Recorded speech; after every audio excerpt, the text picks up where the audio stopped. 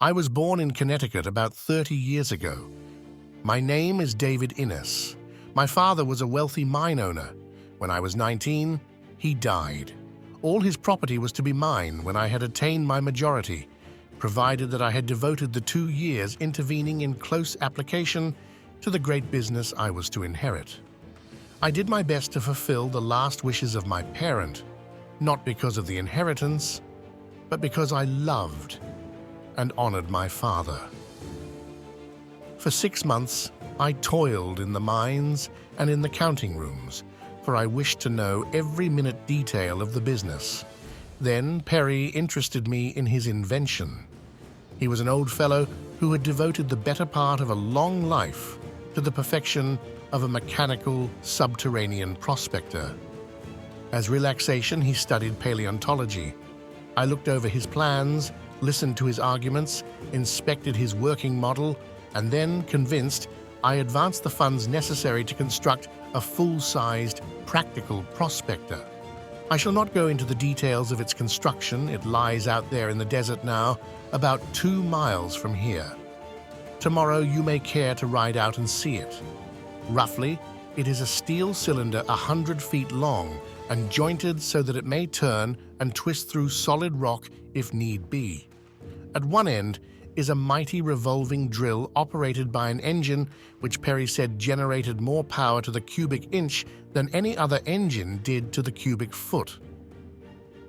I remember that he used to claim that that invention alone would make us fabulously wealthy. We were going to make the whole thing public after the successful issue of our first secret trial. But Perry never returned from that trial trip, and I only after 10 years.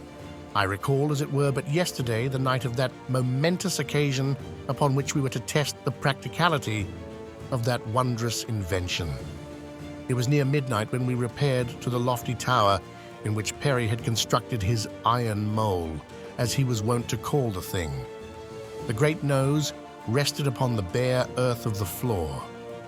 We passed through the doors into the outer jacket, secured them, and then passing on into the cabin, which contained the controlling mechanism within the inner tube, switched on the electric lights. Perry looked to his generator, to the great tanks that held the life-giving chemicals with which he was to manufacture fresh air to replace that which we consumed in breathing, to his instruments for recording temperatures, speed, distance, and for examining the materials through which we were to pass. He tested the steering device and overlooked the mighty cogs which transmitted its marvelous velocity to the giant drill at the nose of his strange craft. Our seats, into which we strapped ourselves, were so arranged upon transverse bars that we would be upright whether the craft were ploughing her way downward into the bowels of the earth, or running horizontally along some great seam of coal, or rising vertically toward the surface again. At length, all was ready. Perry bowed his head in prayer. For a moment we were silent, and then the old man's hand grasped the starting lever. There was a frightful roaring beneath us. The giant frame trembled and vibrated. There was a rush of sound as the loose earth passed up through the hollow space between the inner and outer jackets to be deposited in our wake. We were off. The noise was deafening. The sensation was frightful. For a full minute, neither of us could do aught but cling with the proverbial desperation of the drowning man to the handrails of our swinging seats. Then Perry glanced at the thermometer. Gad, it cannot be possible. Quick, what does the distance meter read? That and the speedometer were both on my side of the cabin, and as I turned to take a reading from the former, I could see Perry muttering, 10 degrees rise. It cannot be possible. And then I saw him tug frantically upon the steering wheel. As I finally found the tiny needle in the dim light, I translated Perry's evident excitement, and my heart sank within me. But when I spoke, I hid the fear which haunted me. "It will be 700 feet, Perry," I said, "by the time you can turn her into the horizontal." You'd better lend me a hand then, my boy, for I cannot budge her out of the vertical alone. God give that our combined strength may be equal to the task, for else we are lost. I wormed my way to the old man's side with never a doubt but that the great wheel would yield on the instant to the power of my young and vigorous muscles. Nor was my belief mere vanity, for always had my physique been the envy and despair of my fellows. And for that very reason it had waxed even greater than nature had intended, since my natural pride in my great strength had led me to care for and develop my body and my muscles by every means within my power. What with boxing, football, and baseball, I had been in training since childhood, and so it was with the utmost confidence that I laid hold of the huge iron rim. But though I threw every ounce of my strength into it, my best effort was as unavailing as Perry's had been. The thing would not budge, the grim, insensate, horrible thing that was holding us upon the straight road to death. At length I gave up the useless struggle, and without a word, returned to my seat. There was no need for words, at least none that I could imagine, unless Perry desired to pray, and I was quite sure that he would, for he never left an opportunity neglected where he might sandwich in a prayer. He prayed when he arose in the morning, he prayed before he ate, he prayed when he had finished eating, and before he went to bed at night, he prayed again.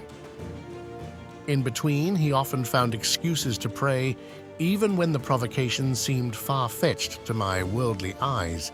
Now that he was about to die, I felt positive that I should witness a perfect orgy of prayer, if one may allude with such a simile to so solemn an act. But to my astonishment, I discovered that with death staring him in the face, Abner Perry was transformed into a new being. From his lips there flowed, not prayer, but a clear and limpid stream of undiluted profanity, and it was all directed at that quietly stubborn piece of unyielding mechanism. "I should think, Perry," I chided, "that a man of your professed religiousness would rather be at his prayers than cursing in the presence of imminent death." A death. Death is it that appalls you? That is nothing by comparison with the loss the world must suffer. Why, David, within this iron cylinder, we have demonstrated possibilities that science has scarce dreamed. We have harnessed a new principle, and with it animated a piece of steel with the power of 10,000 men. That 2 lives will be snuffed out is nothing to the world calamity that entombs in the bowels of the earth the discoveries that I have made and proved in the successful construction of the thing that is now carrying us farther and farther toward the eternal central fires. I am frank to admit that for myself, I was much more concerned with our own immediate future than with any problematic loss which the world might be about to suffer. The world was at least ignorant of its bereavement, while to me it was a real and terrible actuality. "What can we do?" I asked, hiding my perturbation beneath the mask of a low and level voice. We may stop here and die of asphyxiation when our atmosphere tanks are empty, or we may continue on with the slight hope that we may later sufficiently deflect the prospector from the vertical to carry us along the arc of a great circle, which must eventually return us to the surface. If we succeed in so doing before we reach the higher internal temperature, we may even yet survive. There would seem to me to be about 1 chance in several million that we shall succeed. Otherwise, we shall die more quickly, but no more surely than as though we sat supinely waiting for the torture of a slow and horrible death. I glanced at the thermometer. It registered 110 degrees. While we were talking, the mighty iron mole had bored its way over a mile into the rock of the Earth's crust. "Let us continue on then," I replied. "It should soon be over at this rate. You never intimated that the speed of this thing would be so high, Perry. Didn't you know it?" No, I could not figure the speed exactly, for I had no instrument for measuring the mighty power of my generator. I reasoned, however, that we should make about 500 yards an hour. "And we are making 7 miles an hour," I concluded for him as I sat with my eyes upon the distance meter. "How thick is the Earth's crust, Perry?" I asked. There are almost as many conjectures as to that as there are geologists. One estimates at 30 miles because the internal heat, increasing at the rate of about 1 degree to each 60 to 70 feet depth, would be sufficient to fuse the most refractory substances at that distance beneath the surface. Another finds that the phenomena of precession and nutation require that the Earth, if not entirely solid, must at least have a shell not less than 800 to 1,000 miles in thickness. So there you are, you may take your choice. And if it should prove solid? I asked. It will be all the same to us in the end, David. At the best, our fuel will suffice to carry us but 3 or 4 days, while our atmosphere cannot last to exceed 3. Neither, then, is sufficient to bear us in safety through 8,000 miles of rock to the Antipodes. If the crust is of sufficient thickness, we shall come to a final stop between 600 and 700 miles beneath the Earth's surface, but during the last 150 miles of our journey, we shall be corpses. Am I correct? I asked. Quite correct, David. Are you frightened? I do not know. It all has come so suddenly that I scarce believe that either of us realizes the real terrors of our position. I feel that I should be reduced to panic, but yet I am not. I imagine that the shock has been so great as to partially stun our sensibilities. Again, I turned to the thermometer. The mercury was rising with less rapidity. It was now but 140 degrees, although we had penetrated to a depth of nearly 4 miles. I told Perry, and he smiled. We have shattered one theory at least, was his only comment, and then he returned to his self-assumed occupation of fluently cursing the steering wheel. I once heard a pirate swear, but his best efforts would have seemed like those of a tyro alongside of Perry's masterful and scientific imprecations. Once more I tried my hand at the wheel, but I might as well have essayed to swing the Earth itself. At my suggestion, Perry stopped the generator, and as we came to rest, I again threw all my strength into a supreme effort to move the thing even a hair's breadth, but the results were as barren as when we had been traveling at top speed. I shook my head sadly and motioned to the starting lever. Perry pulled it toward him, and once again we were plunging downward toward eternity at the rate of 7 miles an hour. I sat with my eyes glued to the thermometer and the distance meter. The mercury was rising very slowly now, though even at 145 degrees, it was almost unbearable within the narrow confines of our metal prison.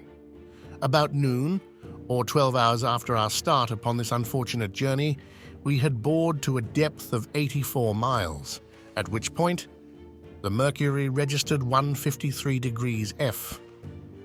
Perry was becoming more hopeful, although upon what meager food he sustained his optimism, I could not conjecture. From cursing he had turned to singing. I felt that the strain had at last affected his mind. For several hours we had not spoken, except as he asked me for the readings of the instruments from time to time, and I announced them. My thoughts were filled with vain regrets. I recalled numerous acts of my past life which I should have been glad to have had a few more years to live down. There was the affair in the Latin Commons at Andover, when Calhoun and I had put gunpowder in the stove and nearly killed one of the masters. And then, but what was the use? I was about to die and atone for all these things and several more. Already, the heat was sufficient to give me a foretaste of the hereafter. A few more degrees and I felt that I should lose consciousness. What are the readings now, David? 90 miles and 153 degrees, I replied. Gad, but we've knocked that 30-mile crust theory into a cocked hat. He cried gleefully. Precious lot of good it will do us, I growled back. But my boy, doesn't that temperature reading mean anything to you? Why it hasn't gone up in 6 miles? Think of it, son. Yes, I'm thinking of it, I answered. But what difference will it make when our air supply is exhausted, whether the temperature is 153 degrees or 153,000? We'll be just as dead, and no one will know the difference anyhow. But I must admit that for some unaccountable reason, the stationary temperature did renew my waning hope. What I hoped for, I could not have explained, nor did I try. The very fact, as Perry took pains to explain, of the blasting of several very exact and learned scientific hypotheses made it apparent that we could not know what lay before us within the bowels of the earth, and so we might continue to hope for the best, at least until we were dead, when hope would no longer be essential to our happiness. It was very good and logical reasoning, and so I embraced it. At 100 miles, the temperature had dropped to 152.5 degrees. When I announced it, Perry reached over and hugged me. From then on until noon of the second day, it continued to drop until it became as uncomfortably cold as it had been unbearably hot before. At the depth of 240 miles, our nostrils were assailed by almost overpowering ammonia fumes, and the temperature had dropped to 10 below zero. We suffered nearly 2 hours of this intense and bitter cold, until at about 245 miles from the surface of the Earth, we entered a stratum of solid ice, when the mercury quickly rose to 32 degrees. During the next 3 hours, we passed through 10 miles of ice, eventually emerging into another series of ammonia-impregnated strata, where the mercury again fell to 10 degrees below zero. Slowly it rose once more, until we were convinced that at last we were nearing the molten interior of the Earth. At 400 miles, the temperature had reached 153 degrees. Feverishly, I watched the thermometer. Slowly it rose. Perry had ceased singing and was at last praying. Our hopes had received such a death blow that the gradually increasing heat seemed to our distorted imaginations much greater than it really was. For another hour, I saw that pitiless column of mercury rise and rise until at 410 miles it stood at 153 degrees. Now it was that we began to hang upon those readings in almost breathless anxiety. 153 degrees had been the maximum temperature above the ice stratum. Would it stop at this point again, or would it continue its merciless climb? We knew that there was no hope, and yet with the persistence of life itself, we continued to hope against practical certainty. Already, the air tanks were at low ebb. There was barely enough of the precious gases to sustain us for another 12 hours. But would we be alive to know or care? It seemed incredible. At 420 miles, I took another reading. "Perry!" I shouted. "Perry, man, she's going down! She's going down! She's 152 degrees again!" Gad. What can it mean? Can the Earth be cold at the center? "I do not know, Perry," I answered, "but thank God, if I am to die, it shall not be by fire. That is all that I have feared. I can face the thought of any death but that." Down, down went the mercury, until it stood as low as it had 7 miles from the surface of the Earth. And then of a sudden, the realization broke upon us that death was very near. Perry was the first to discover it. I saw him fussing with the valves that regulate the air supply, and at the same time I experienced difficulty in breathing. My head felt dizzy, my limbs heavy. I saw Perry crumple in his seat. He gave himself a shake and sat erect again. Then he turned toward me. Goodbye, David. I guess this is the end. "Goodbye, Perry, and good luck to you," I answered, smiling back at him. But I fought off that awful lethargy. I was very young. I did not want to die.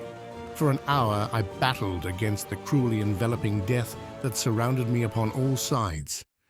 At first, I found that by climbing high into the framework above me, I could find more of the precious life-giving elements, and for a while these sustained me.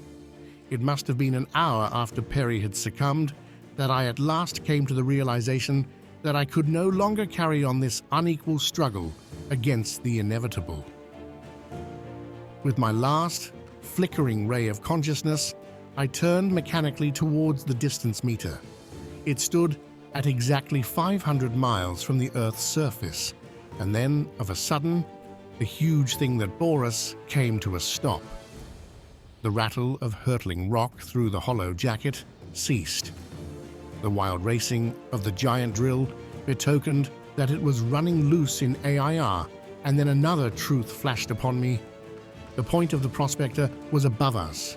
Slowly it dawned on me that since passing through the ice strata, it had been above. We had turned in the ice and sped upward towards the Earth's crust. Thank God we were safe. I put my nose to the intake pipe through which samples were to have been taken during the passage of the prospector through the Earth, and my fondest hopes were realized. A flood of fresh air was pouring into the iron cabin. The reaction left me in a state of collapse, and I lost consciousness.